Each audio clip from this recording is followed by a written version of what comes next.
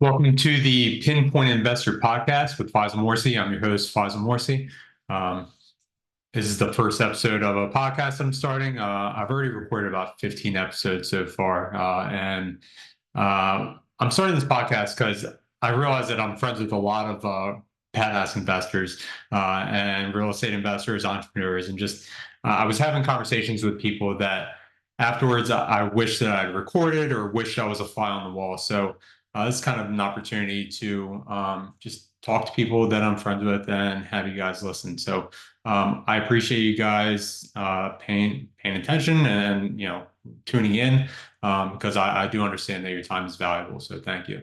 Um, I named it the Pinpoint Investor Podcast because um, I didn't want it to just be real estate investors. I want it to be entrepreneurs and people that are in the space. I'm a real estate investor myself, and so a lot of the people that I'm friends with are real estate investors. However, I do know a lot of people that have transitioned from real estate investing into just entrepreneurship. So, um, you know, I'm looking forward to seeing how this podcast evolve. I don't really know honestly where I'm going to take it or where it's going to go. I'm mainly just doing it for my own entertainment and to talk to people who wouldn't otherwise talk to me. So who am I? I am a real estate investor based out of Maryland. I live about 40 minutes outside of Baltimore in an area called Baldwin, which is in Hartford County. We recently just moved here. My family and I have a 4-year-old boy and a 1.5-year-old boy. You'll probably hear them at some point in time during the podcast. I don't have a soundproof room. There's nothing really like professional about this setup, clearly, as you can tell. I'm sure I'll get there one day if I decide to take it there, but we'll see. And so I've been with my wife for 20 years. Her and I met uh, in an area that I grew up in Carroll County. My parents are immigrants from Egypt, and they live on a farm that they purchased back in like 1987. So I grew up on a farm, even though I don't exactly look like it. But cool story about my parents is when they immigrated to this country from Egypt, they had $30,000 saved up, which in the late 70s, I'm sure is a lot of money. They purchased a home for them to live in and then two other rentals. And, it's crazy because, my parents didn't really speak the language. And so for them to have the wherewithal to even buy rentals is kind of mind boggling to me. So um, I, I don't want to say I have it in my genes and I wasn't handed anything. But I do remember one of my first memories as a kid, and I think I was like 3 or 4. In one of their rentals, it was empty, and because they were immigrants, they were cheap. They were painting and doing the turnover themselves because they didn't want to pay contractors to do it. So I distinctly remember being in an empty house playing in a car while they painted with floodlights on. So um, I don't really remember much else about them purchasing rentals. They ended up, I think, only purchasing like 3 or 4 in my lifetime, and they sold their last one. I want to say like right when I was out of high school, and I didn't really get much hands-on experience with it, but I do know that in the back of my mind, real estate was always something that intrigued me, and so. Fast forward, I went to University of Baltimore. I graduated and ended up being a DoD contractor after graduation. I worked at that company for like 5 or 6 years and hit my ceiling within that company. And I tried to get another job, but I didn't really have like a marketable skill set. I had a management and marketing degree and a secret clearance, but at the time, I just couldn't find a job. So I went back to school and I started learning about computer programming. And I learned found a language that worked with my brain. It was called SQL, which is basically a database language. And so I took all the classes that I could with that in SQL, and then did an internship for about a year. And then when I put that experience on my resume, I think within a week I had like 3 or 4 job interviews lined up. So it was kind of validation for all the hard work that I was doing. And I ended up finding a job that was close to me. And it was probably like the best job that I ever had. They valued their employees. It was a small company, like 25 employees. And I just felt like that I was wanted and needed. It felt good. Going from like a company that referred to us as numbers, and then going to a company that actually um, I guess just cared about the company culture and their employees. So they knew that if they took care of their employees, that their employees would take care of their clients. And so that's kind of something that as an entrepreneur now, like I really value. That core value of taking care of your employees and then them taking care of the product that you're trying to put out. So in that company, I was a data analyst, and I did it for about 5 or 6 years. Eventually, I realized that I didn't want to do it the rest of my career, and so in 2018, I started looking into real estate investing. I was doing the same thing as probably most everyone else that wants to get into it. Started going online, listening to podcasts, and going on bigger pockets.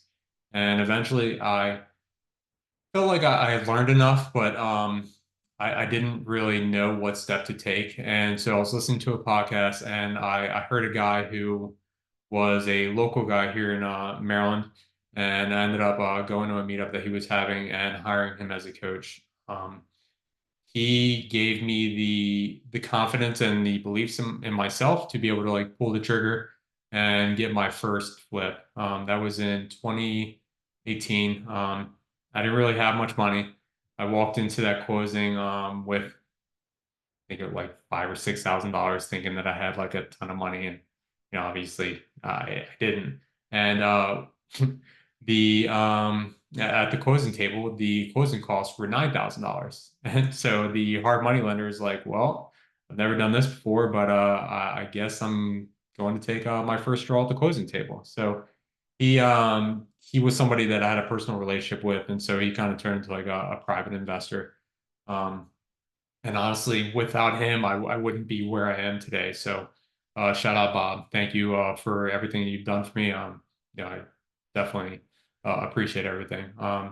And so that flip was my college experience. It took me 14 months when it should have taken me 6 months, and I lost like $10,000 on it. But it was it was the experience that I needed in order to like move forward onto the next one. I learned so much in that one, probably a lot more than any like book or YouTube video could have ever taught me. So I'm grateful for that experience, even though I lost money, and I didn't really view it as losing money. I kind of just viewed it as like that was my cost of education. Like I had this bachelor's degree that I wasn't using, but for that, it was cheaper than my bachelor's degree. So um, I ended up taking a little break. And then when we found out that we were pregnant with my first son, decided to look into buying rentals. And so I bought what would have been my first rental at the beginning of COVID, went over budget on that one too, and ended up selling it. And during COVID, obviously everything was like gangbusters. So I ended up selling that one and making $55,000 on it. 2 months later, I lost my job as a data analyst, and it was the best thing that's ever happened to me. So I probably spent like 15 or 20 minutes mourning the loss of that job, and just kind of formulating a plan in my head about what I want to do next. And I I wanted to move forward with my real estate career, and so I decided to start a wholesaling business. Since I had that nest egg that I was sitting on, it was probably the best and the worst thing. Because of the fact that I had all this money, I wasn't really trying to run like a lean operation with it. I just basically was doing the same thing as everyone else. I was buying lists from list source, batch, and prop stream, and overpaying for data. So once I realized that I was doing the same thing as everyone else, I went down the rabbit hole of trying to find better data providers. And because I was a data analyst, I knew what to look for that other people probably didn't. And so I found a couple in the summer of 21 that I started using my business, and my business blew up. And so from there, I wanted to see if the proof of concept was there, if other people could get deals from my data. And so I started selling those lists to friends of mine, my masterminds. And once they were able to get deals from it too, that's when I started Pinpoint Skip. Pinpoint Skip is a data company. We sell lists of potentially motivated sellers. And what makes us different, it's not just the price. I feel like our price is a lot cheaper than most other providers, but it's the value that you get. And we're looking at different data points than other providers. So, for example, one of the lists is potential absentee. It's basically people with a second home. So like people that have properties in their own name but don't have forwarding addresses on them. And so if they have multiple properties, we basically look at the owners and date of birth and stuff like that and kind of match them up. And then we scrub it against the absentee list. So anybody who's targeting absentees aren't targeting these people. So the reason that's important is because like if typically it's like your accidental investor, it's like someone who lived in a house and then moved to the next place thinking that they want to be an investor, but then they quickly realize that being a landlord sucks. So um, you know, if you go to our website at pinpointskip.com, you'll see our full data menu. Um, but that's pretty much it about who I am and what I do. Pinpoint Skip is you know it's a company that kind of started off as like a little side hustle, and then it's built into something a lot bigger. So until I get some real sponsors for this podcast, every podcast can be sponsored by Pinpoint Skip. And so now I still use I'm still a real estate investor, mainly single family flipper, and then we also wholesale as well. I use our lists. I'm constantly testing new lists. So there's some months where I don't get any deals because I'm trying to like test new lists and tweak them.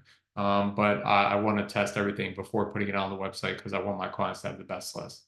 Um, and so for the people that I plan on interviewing, you know, I don't know, selfishly, I know people aren't going to necessarily want to talk to me unless like I have some kind of value to give them. And so with someone who's a higher level investor or like multifamily syndicator, they wouldn't normally like talk to someone unless like they can get something out of it. And I don't want to say like people are inherently selfish, but like there's some kind of like value system where like they want to get something in return. So I feel like this podcast is a good opportunity for me to interview people and talk to people that I wouldn't normally have opportunity to talk to. And then obviously I want to build my personal brand and my business brand as well. So it's kind of like why I started this. And I think I don't know if there's ever anyone that you want me to interview or a type person that you want me to interview, just reach out to me and like let me know and I'll see who I can contact